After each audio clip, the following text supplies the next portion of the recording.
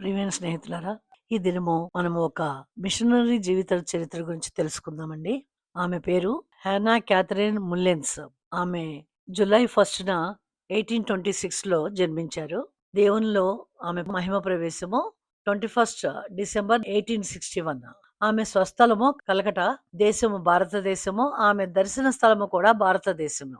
ఆమె పరిచర్య జరిగిందంతా కూడా భారతదేశంలోనే జరిగించారు. ఆమె యొక్క జీవిత చరిత్ర గురించి మనము తెలుసుకుందాము. ఐరోపా ఖండమునకు చెందిన వారైన హానా క్యాథరిన్ ముల్లెన్స్ జనానా మిషన్లకు మార్గదర్శకురాలుగా పరిగణించబడే మిషనరీ.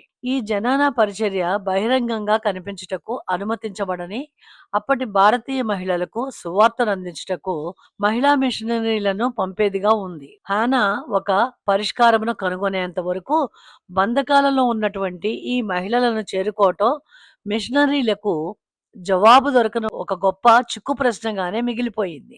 కలకత్తాలోని ఒక మిషనరీల కుటుంబంలో జన్మించిన హానా ఆమె తల్లిదండ్రుల పరిచర్య ద్వారా ప్రేరణ పొందారు.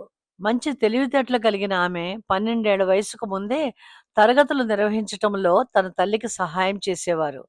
ఆమె 15 ఏళ్ల ప్రాయంలో యేసుక్రీస్తును తన స్వరక్షకునిగా అంగీకరించారు మరియు తన ఇంటిని సందర్శించిన ప్రతి ఒక్కరితో ఎంతో ఆసక్తితో ఉత్సాహంతో సువార్తను పంచుకునేవారు.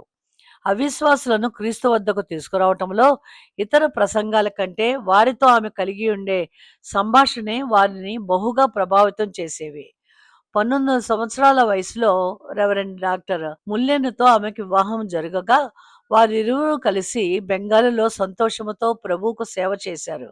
బెంగాలీ భాషలో మంచి వాక్పటుత్వము కలిగి ఉన్న ఆమె స్థానిక మహిళల కొరకు క్రైస్తవ రచనలను రాశారు మరియు అనువదించారు. ఆమె వ్రాసిన పుస్తకాలలో ఒకటి భారతదేశంలోని 12 భాషా మాండలికాల్లో ప్రచురింపబడింది. భారతీయ మహిళలు దయానీయమైన స్థితిలో అజ్ఞానులుగాను ఒంటరిగా ఏ పని లేకుండా సంతోషము లేకుండా ఉన్నారని ఎరిగి ఉన్న హానా వారి కొరకు ఏమైనా చేయాలని ఎల్లప్పుడూ కోరుకునేవారు. అటువంటి అవకాశం అనుకోని విధముగా ఆమె తలుపు తట్టింది. ఎంబ్రాయిడరీ మరియు కుట్టు మిషన్లలోని అల్లికల్లో నైపుణ్యము కలిగిన హానా ఒకసారి ఒక జత చెప్పులపై అల్లిక పని చేయిస్తున్నప్పుడు ఒక వ్యక్తి దానిని చూచి ఆశ్చర్యముతో నా భార్యకు కూడా అటువంటి పనిని నేర్చుకోవాలని కోరుకుంటున్నారు అని అన్నారు. హానా వెంటనే ఆ అవకాశమును అందిపుచ్చుకుని కావాలంటే ఆ పనిని అతని భార్యకు నేర్పించగలని చెప్పారు. ఆ విధంగా భారతీయ మహిళలకు అటువంటి నైపుణ్యాలను నేర్పించుటకే కాక ఆత్మీయ విషయములను కూడా వారికి నేర్పించుటకు వారిని కలుసుకోగలిగినట్లుగా ద్వారములు తెరవబడ్డాయి. త్వరలోనే ఆమె అటువంటి మహిళలకు అనేక మందిని కలుసుకుంటూ సువార్తను చెప్పి వారిని క్రీస్తు వద్దకు నడిపించారు. అయితే 35 సంవత్సరాల లేత వయసులోనే హానా ఈ లోకమును విడిచి వెళ్ళవలసి వచ్చింది. అయినప్పటికీ ఆమె చేతి వ్రేళ్లతో నిరంతరాయంగా పనిచేసిన కుట్టుసూది జెనీవా పరిచర్యకు ద్వారములు తెరిచింది. అనేక మంది ఇతర మిషనరీలు పరిచర్య చేయుటకు ఆమె అవలంబించిన పద్ధతులను అనుసరించారు. తత్ఫలితంగా వేలాది మంది భారతీయ మహిళలు నిజమైన దేవుని యొద్దకు నడిపించబడ్డారు. విన్నాం కదండి. ఒక మిషనరీ వాళ్ళకి జన్మించినటువంటి హానా అనే ఆ గర్ల్ దేవుని నమ్మి దేవుని సువార్తను ప్రకటించాలనే ఆశతో ఏ మార్గము దొరికితే ఆ మార్గంలోనే, అనగా తను చేస్తున్నటువంటి ఆ చిన్న పనిలోనే దేవుని మార్గాన్ని చేయటానికి, ఆ కుట్టు పనిలో తన చెప్పులు డిజైన్ కుట్టుకుంటున్న ఆ పనిలోనే ఆమె సువార్తని ఏ విధంగా ప్రకటించచ్చా అని ఆమె ఒక అవకాశాన్ని తీసుకున్నారు. దేవుడు తలుపులు తెరిచారు.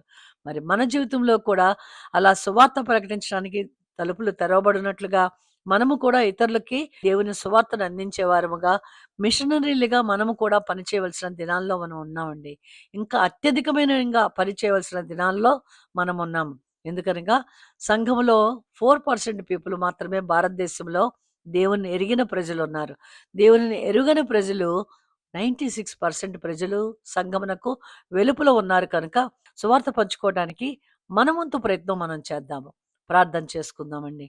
సర్వశక్తిమంతుడైన దేవ, జీవాధిపతి, హానా క్యాథరిన్ ముల్లెన్స్ ద్వారా నైనా మాతో మీరు మాట్లాడినందుకు వందనాలు. మేమును అలాంటి అవకాశం మాకు దొరికినప్పుడు మేము ఏ విధంగా మీ సువార్త ప్రకటించాలో, సువార్త ప్రకటించడానికి కావాల్సిన మీ పరలోకపు జ్ఞానమును, ఆ అభిషేకమును మాకు దయచేయమని యేసు నామములో ప్రార్థించి వేడుకొనుచున్నాము తండ్రి. ఆమేన్.